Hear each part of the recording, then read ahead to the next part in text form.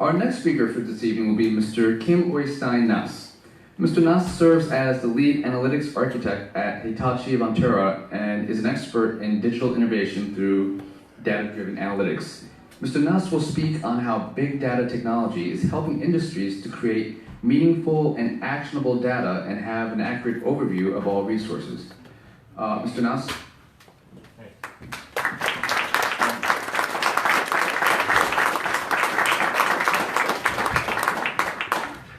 So, hey, let me just find my presentation.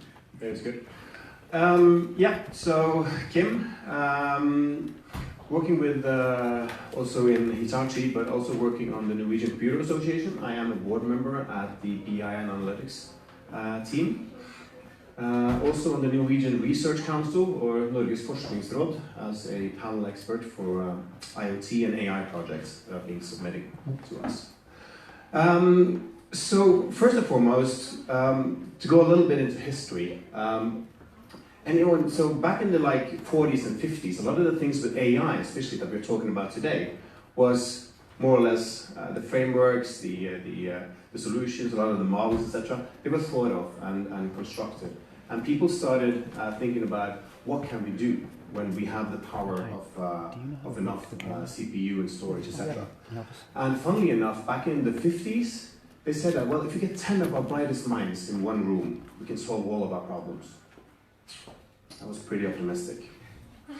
And one of the things that really has, because since AI is like a new buzzword, but really it's been here for ages. If you really think about it, it's all mathematics. You can take it all the way back into the before Christ, if you want to, where people were solving things with mathematics. But what it has enabled us today is that the cost of CPU and the cost of storage has lowered so drastically that we're now able to analyze a lot more data than we ever could before. So this has enabled AI and the mathematical models and the algorithms that we are developing to solve a lot more challenges that we can today than before. And the next leap in that is going to be quantum computing, something that I find very curious to read about, but is also very difficult to understand. That's not going to be the next generational leap. So that was back, so I'll go forward.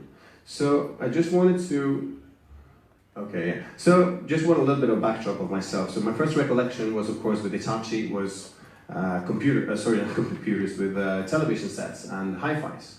When I was 15 and you were becoming a man in Norway, you get your konfirmasjonspenger. And when I was 15, I think I got like 16,000 kroners. I was really happy with that. What I'm going to spend it on. I should have bought everything like in stocks in like Microsoft or Google or something. Like she saw that the rise in power has shifted. I'll be a millionaire today. I didn't. So I was choosing between a Hitachi set and a Sony set, and I chose the Sony one. So sorry about that one. And also Hitachi is it's a big company. People might not even know how big Hitachi is before we really start thinking about it.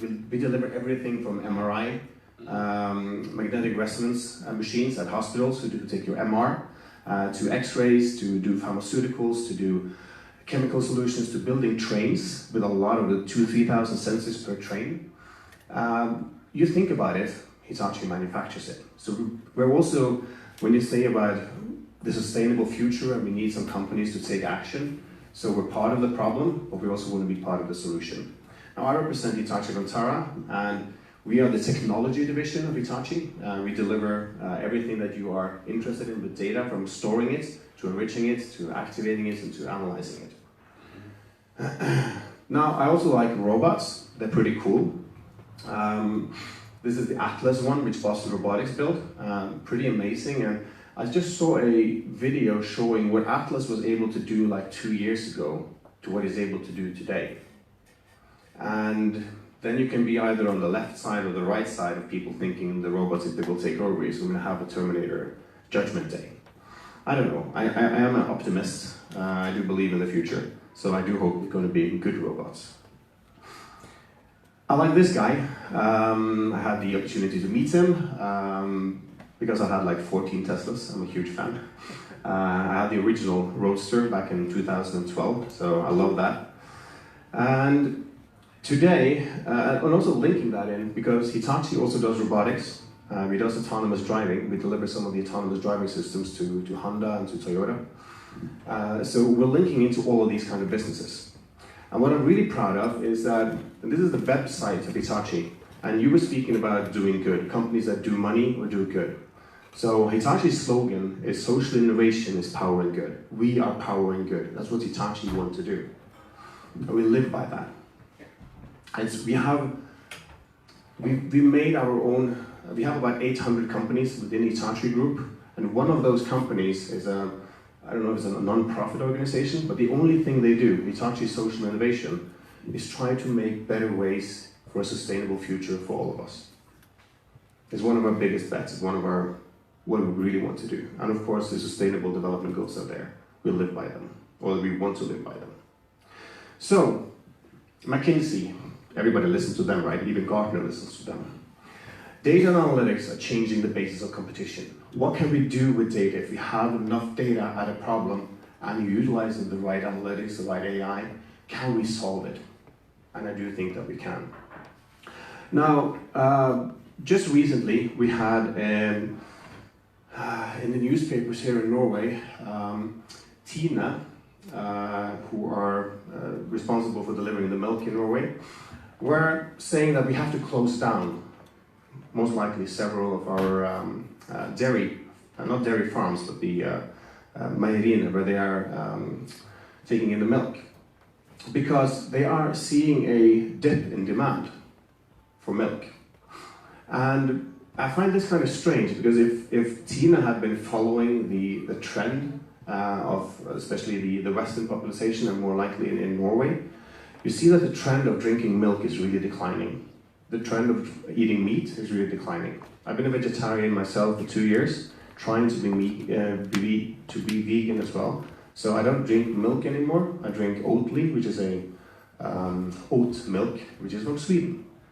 And I'm thinking, Tina, because when they were speaking about this, they are saying that we need to shut down our dairies. And I think they're missing the opportunity, because if they're using data and analytics, they could see that they have a sustainable future for themselves, going into a business where they can sell more oats and oat milk early on. They could have had a sustainable business instead of closing down some of their factories, which is pretty sad, because they don't really understand where they are.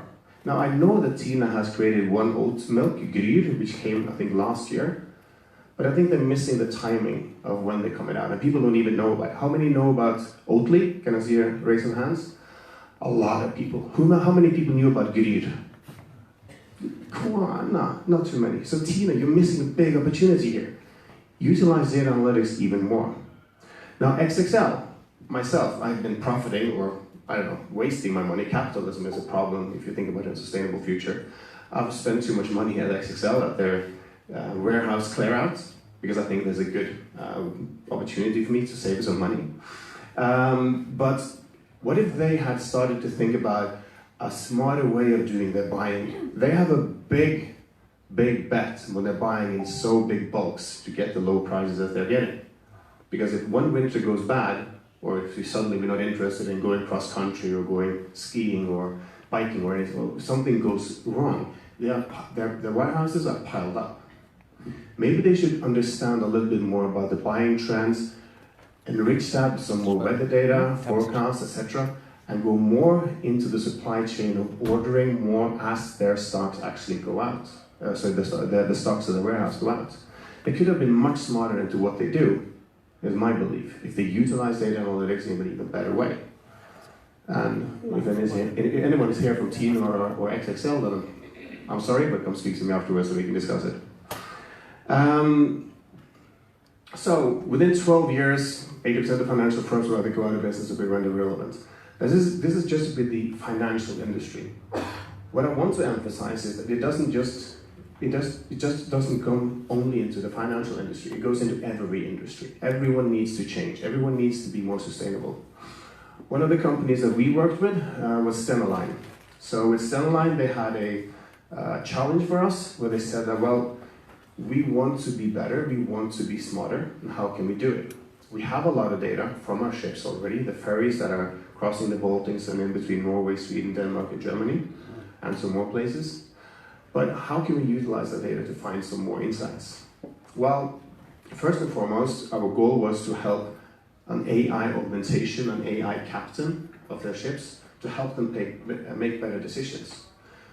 We did that by taking data from all of the ships, enriched it with weather data, etc., to make sure that the ships arrived more safely in safer waters based on the tides, the waves, and the wind, and etc., and with less fuel consumption. Now, we're saving fuel. That's a good thing. That's good for the environment.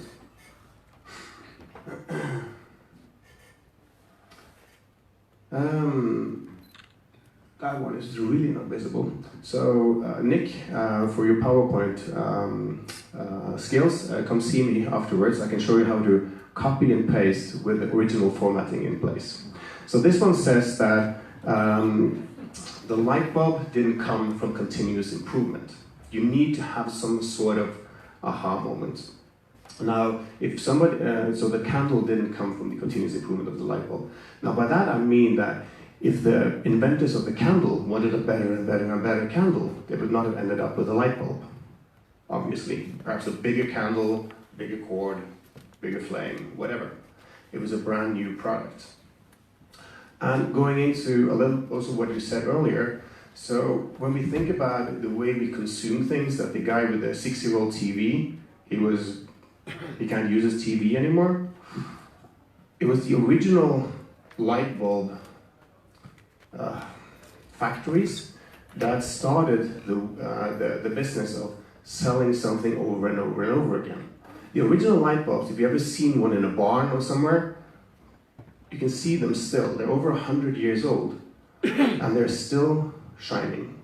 Because the cord in the light bulb was so thick, it never broke. The light was maybe not as sharp or as good as you would expect from the ones that we have here today, but it lasted and lasted and lasted. And the light bulb manufacturers, they thought, okay, if we do this, we're going to be out of business. So we need to create light bulbs that actually cease to exist. This is also something that happened in the car industry a long time ago. They also created in the early 20s, 30s, 40s, the cars that they produced were so durable that they almost never break, even in America. And today we say they break all the time. Capitalism is to fault, right? So let's see if you can see my next slides. So let's go into a little bit about how we can solve this and what we can do for some of these challenges.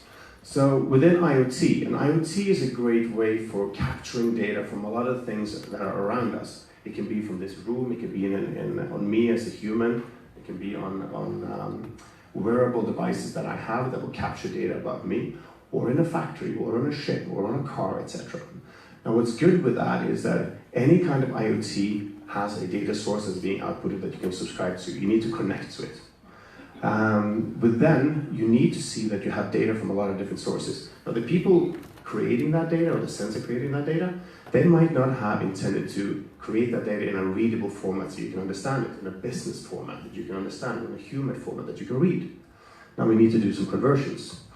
And then comes the centralization. You need to gather data from a lot of different sources in one place. You can analyze them, look at clusters of information that can give you more insight if you're doing it in a good enough way after the conversions. And then cognitions, because when you have centralized it and centralized all the data from a lot of different sensors, you can start to create meaning. And when you create meaning, you get those insights that are valuable for you, that you can hopefully create something that is better for a sustainable future, better for your business, better for money, and better for good. Last, continuous improvement. Now, one of the big faults of implementing machine learning models is that you do a lot of research, you do a lot of testing, and you find a machine learning model that is really good, and you put that in production. Hopefully it's a human intervention system that the human will also have some say in what you actually be applying with that algorithm. Because, for instance, we have about 200-300 train sets in the UK that are outputting 40-50 terabytes, 200 terabytes of data in just 1 year, and that just sends the data from trains. Now, if we train a model for brakes on a train, and if you train that model on new trains with new brakes on a sunny day in the UK, then I don't want to be on that train when it's raining and that train is 5-year-old. Because that braking distance is going to be a lot longer than what it was originally going to be. Now, that's why you retrain your models over and over and over again, either to find a new model that's better, or to retrain it on older data or new data that will show you how it will deteriorate. So, information wants to be expensive. Now, if you gather data and you store the data, yes, it can be a little bit expensive. It depends on the size and the speed and the network and etc. and the things that you need. But information should also be free. Information should be freely available. Data democratization is one of the things we're talking about in a lot of businesses today. The data should be available to the right person at the right time when he needs it. It shouldn't be any blocker, it shouldn't be a silo, it shouldn't be difficult to find the data, either from a government, from an organization, for a company, or for yourself if you want to find something. And lastly, when you refine the data, and when you find enough meaning in the data quality enhances, and you enrich the data with more data sets and more data sources. Data wants to be useful. Data is then really becoming something, some calls it the new oil. I disagree with that, and I'll be coming back to that as well. So, with all of that data comes chaos. And chaos is difficult to manage sometimes. Fibonacci, a famous mathematician, posted a problem once. And he said that, well, if you have 2 rabbits on an island, and if you let them do their work, rabbits do what rabbits do, for a month, you'd have 4,096 rabbits. Now, what if your data was wrong? What if your sensor data about those rabbits were wrong? What if 2 rabbits were hiding in the bushes? Then you'll be wrong by about 100%. So, if you are not particular about your data, and the data quality isn't good enough, your insights are going to be way off. Now, complexity. A lot of different systems can be really, really tough to analyze, and you need to have some kind of domain knowledge in order to analyze them, to understand them. Now, people coming in, like, for instance, from my team, we will do the data engineering, we will do the data science, and we can do all those things with data as long as we can see them, understand them. But in order to analyze them and to really see how they fit with your company, your organization, we need to have the domain knowledge about what you are doing. And we don't have that. That's why we have to work with the clients that we engage with. Now, when we do that, we can have order into the chaos and the complexity that we have. Also looking into opacity, seeing more than just what's on the surface. So when you see an iceberg, only the tip of the iceberg is showing, you have so much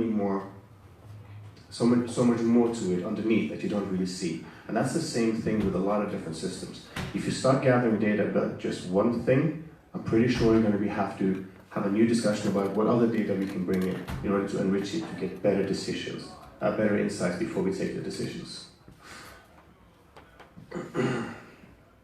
So, with all of this computational power, the data storage is becoming so cheap, what can we do with this? So how can this benefit us as a society, as people, inhabitants of this beautiful tellus, the planet Earth?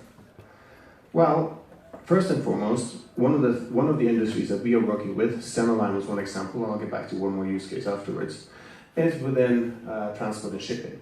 Now, within transport and shipping, almost 10% of GDP goes into logistics.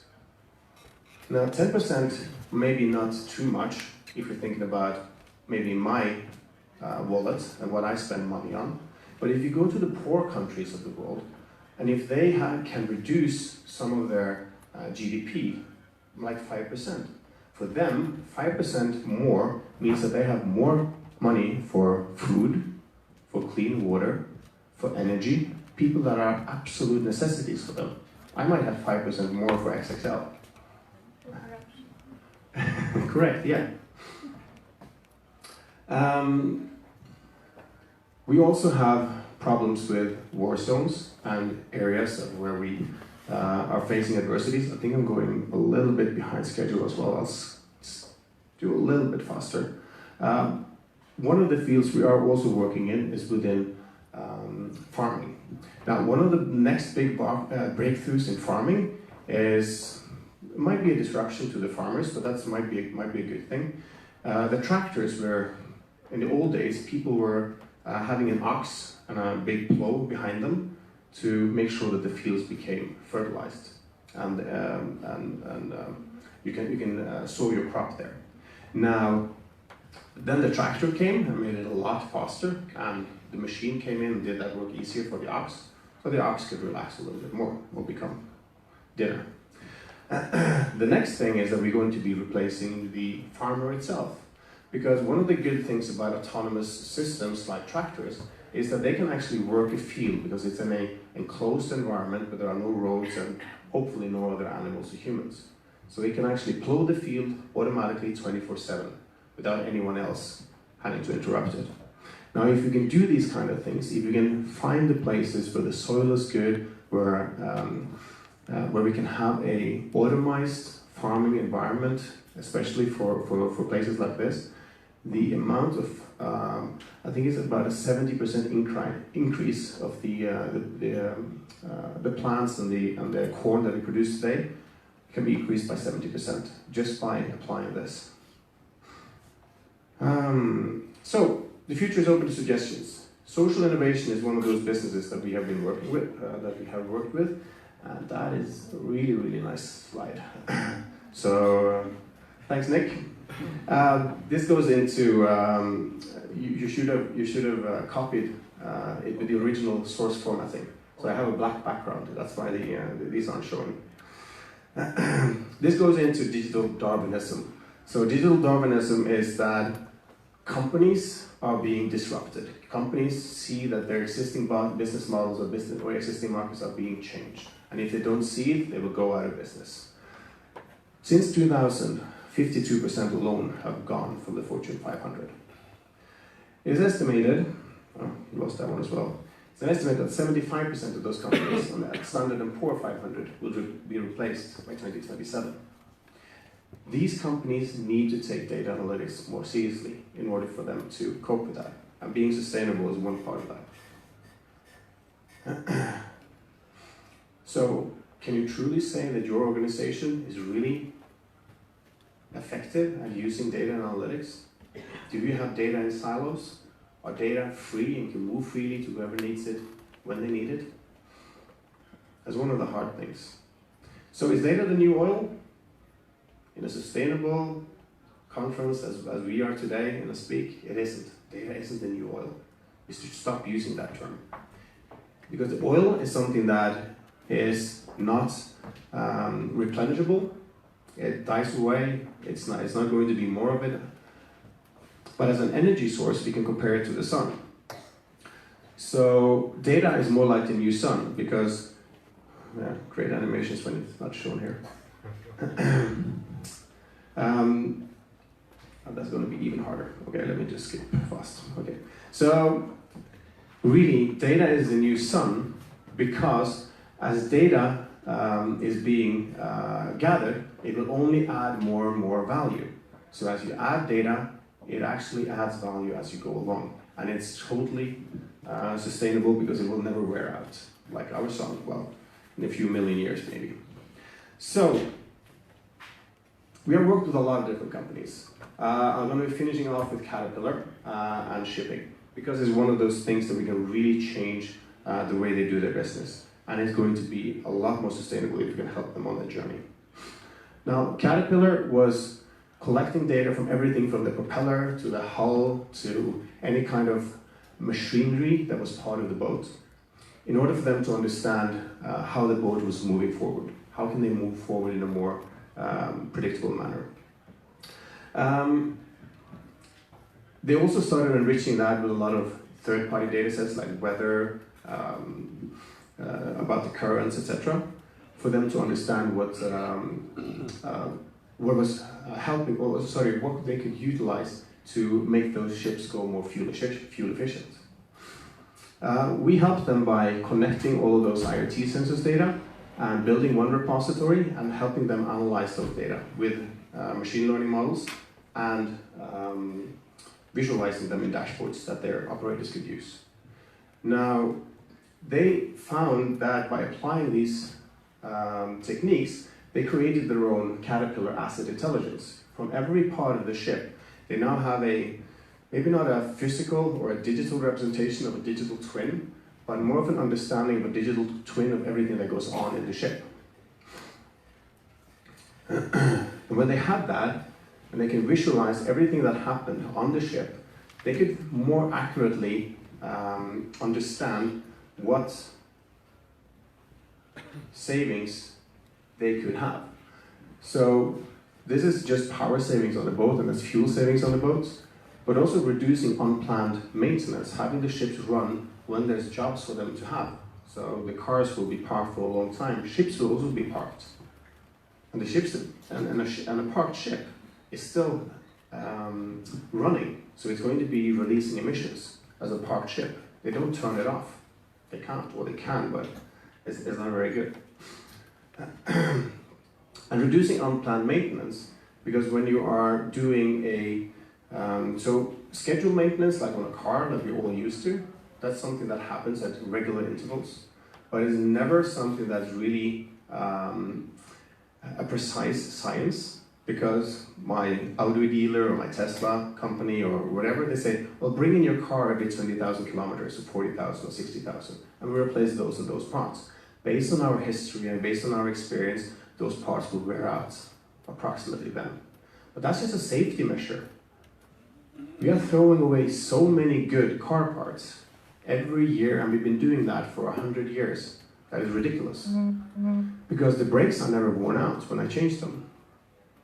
They're very well, and they could last for a lot longer. Because the car companies, maybe Tesla is going to be one of those game changers, the car companies don't see my driving dynamics. They don't see the environment that I'm driving in. So they're comparing it to a general baseline in order for them to have a safety measure that ensures them that nothing bad will ever happen to their car, so they end up in a lawsuit.